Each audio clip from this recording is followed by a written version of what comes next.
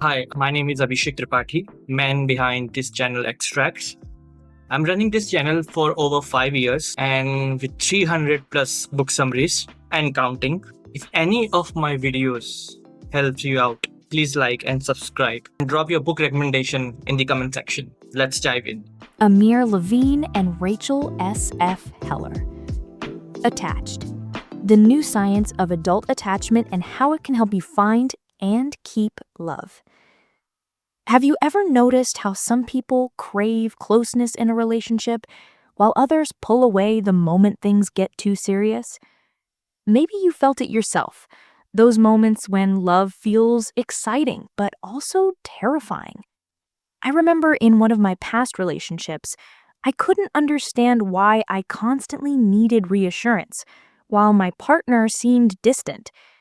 At the time, it felt like we were speaking two different languages. That confusion led me to a powerful realization. Our struggles in love often have less to do with the person in front of us and more to do with the patterns we carry within us. And this is where attachment theory comes in. The book Attached breaks down why we behave the way we do in relationships. It shows how our deepest insecurities, fears, and even the way we communicate can be traced back to something as fundamental as our attachment style. Think of it like a hidden blueprint that shapes how we connect, how we argue, and even how we love. Through research rooted in psychology and evolution, Attached explains why some of us seek constant closeness, why others avoid it, and why a few manage to balance both. By recognizing these patterns, we can stop blaming ourselves or our partners for the things that go wrong. Instead, we can start understanding what we truly need for a healthy, lasting partnership. So if you've ever felt like relationships are harder than they should be, or wondered why love sometimes feels like a battlefield, you're in the right place. Stick with me as we dive into the key lessons from Attached, lessons that might just change the way you see yourself and your relationships forever. Chapter 1. Why Relationships Shape Our Health and Happiness. We've all felt that uneasy pull when our partner is away for a while. It's more than just missing them. It's a sign of attachment. But what exactly is attachment? Attachment is the deep bond that connects two people over time. It creates a strong need to stay close and in touch, whether it's between a parent and child or two adults in a romantic relationship. This bond isn't just about emotions. It has real benefits for our well-being. When we share a close relationship, we gain a sense of security. This emotional foundation helps us handle stress with more calmness. Think about holding your partner's hand during a tough moment. That simple act of touch provides reassurance, making problems feel a little less overwhelming. Science backs this up. In one study, researchers placed women in stressful situations. Some were allowed to hold their partner's hand, while others had to face the stress alone. The results were striking. Women who held their partner's hand showed lower activity in the hypothalamus, the part of the brain that triggers emotional pressure. In short, attachment reduced their stress response. On the flip side, the absence of attachment or being stuck in an unhappy relationship can harm both mind and body. It doesn't just lead to emotional struggles, but also serious health risks. For instance, people dissatisfied with their marriages often show higher blood pressure when around their partner. The constant tension keeps stress levels elevated, which over time increases the risk of heart disease and other problems. In simple terms, attachment can either protect us or harm us, depending on the quality of the bond.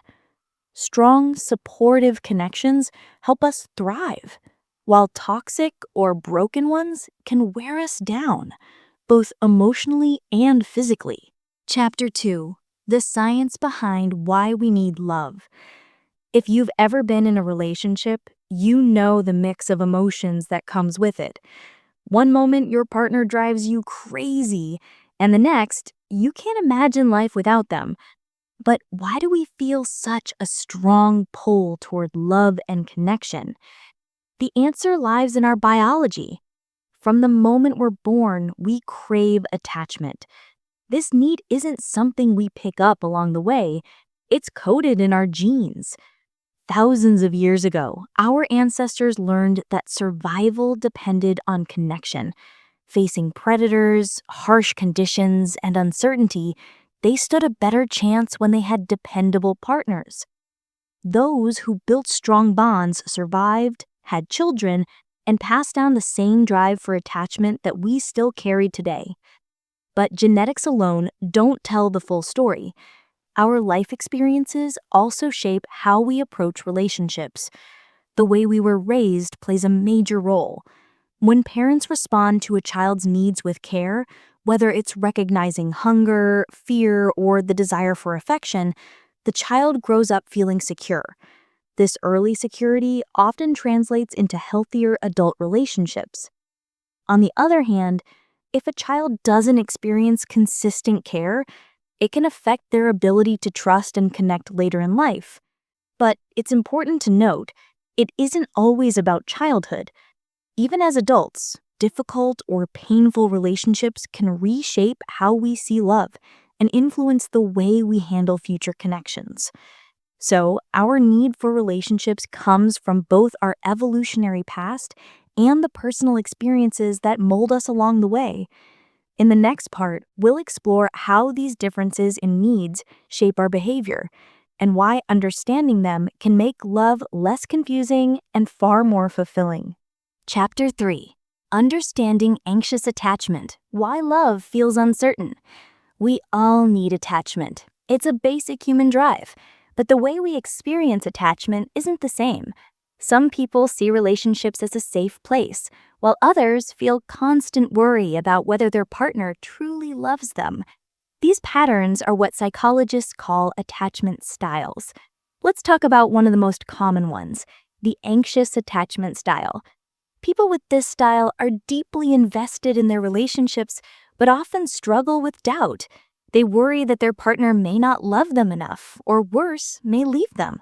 Small things can trigger big feelings. Imagine this. You call your partner during work hours because you miss them.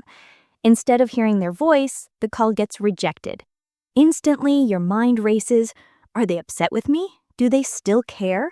Your heart pounds and the worry grows. Then, half an hour later, they call back and explain they were in a meeting. Nothing was wrong after all. For someone with an anxious attachment style, this cycle of fear and relief happens often. They tend to take their partner's behavior very personally, even when it has nothing to do with them. So, what does this mean for relationships? If you or your partner fall into this category, it's important to find someone who can offer emotional security. That doesn't mean finding someone perfect, but someone patient and available. A partner with the secure attachment style, someone comfortable with intimacy and open communication, can make a big difference. They can reassure you, understand your worries, and help build a sense of safety in the relationship. Understanding this style is the first step. It's not about changing who you are, but about recognizing your needs and choosing a partner who can meet them with care. Chapter 4: Avoidant Attachment: Why You Pull Away and How to Get Closer. Ever felt trapped in a relationship, like your partner wants more than you can give? You care, but closeness starts to feel like a cage. You step back to breathe. That pattern has a name: avoidant attachment. People with this style value space. They worry that too much intimacy will erase their independence. So they keep a safe distance, even when they like the person in front of them. What does that look like day to day? You downplay feelings. You focus on tasks. You struggle to read your partner's mood. When things heat up, you pull back or change the subject. It protects you, but it also blocks real connection. Deep down, you still want to bond, you just chase it in a different way. Many avoidants hold out for the one who fits a perfect idea. Tiny flaws become reasons to wait. The loud sneeze, the messy desk, the way they sip coffee. Each detail becomes proof that this isn't it, so distance feels reasonable. This mindset can wear down a partner. They feel judged and alone. Fights grow from small sparks, blame flies, and both of you tense up. There is a better path. Start by seeing your partner in a fuller light. List 3 strengths you notice today. When a conflict pops up, ask, what might they be feeling? Pause before reacting. Share your needs in plain words. I need an hour to decompress, then I'm back. Plan regular check-ins so closeness and space both get time on the calendar. Small steps compound. Offer 1 act of warmth each day. Send the text. Hold the gaze for 10 seconds longer. Thank them for something specific. Start small, repeat it every day. You don't have to choose between freedom and love. With practice, you can have both. Chapter 5. The Secret to Strong Relationships. Secure Attachment. When it comes to love, most of us dream of finding the right partner, the one who knows when to give us space and when to hold us close. It might sound like something out of a fairy tale, but people like this really do exist. They're known as securely attached. A secure attachment style means a person is comfortable with both closeness and independence. Unlike anxious partners who constantly worry about being left, or avoidant partners who shy away from too much intimacy, secure individuals can balance both with ease. They understand their partner's needs without overreacting or shutting down. Research shows that having a secure partner is the strongest predictor of a happy and stable relationship. When 2 secure people are together, problems rarely spiral out of control. But here's the good news. Even 1 secure partner can make a huge difference. Their calm and supportive nature can soften conflicts and help build trust, even if the other person struggles with anxiety or avoidance. Picture this. You're at your desk, drowning in work and stressing over unfinished tasks. Your partner walks in and asks how you're doing. Instead of explaining, you snap at them for interrupting. Many partners might feel hurt or defensive, but a secure partner sees past the outburst. They understand you're overwhelmed, not angry at them. Instead of pulling away, they encourage you with something simple like, "You've got this. I believe in you." That's the power of secure attachment. It's not about avoiding arguments or pretending problems don't exist. It's about creating a safe space where both people can be themselves, even in moments of stress. By recognizing these patterns, we can learn how to bring more security into our own relationships and build the kind of love that truly lasts. Chapter 6. The Real Secret to a Strong Relationship. Communication that works. No 2 relationships are alike. Each has its highs and lows, its strengths and struggles. So the big question is, what really makes a relationship work? The answer comes down to one thing: communication. No matter what your attachment style is, openly sharing your needs and concerns helps you figure out if your partner is truly right for you. But here's the tricky part. When you first start dating, it's hard to read someone's signals. Let's say you've been on a few dates, and your partner still hasn't made a move. Should you wait? Should you take the lead? Instead of sitting in confusion, it often helps to just bring it up. Many people fear this will make them seem too needy. In reality, it's the fastest way to clear up expectations and understand where you both stand. Even if their answer isn't what you hoped for, at least you'll know the truth. And if this is someone you really like, Being upfront about your needs early on can save both of you from bigger disappointments later.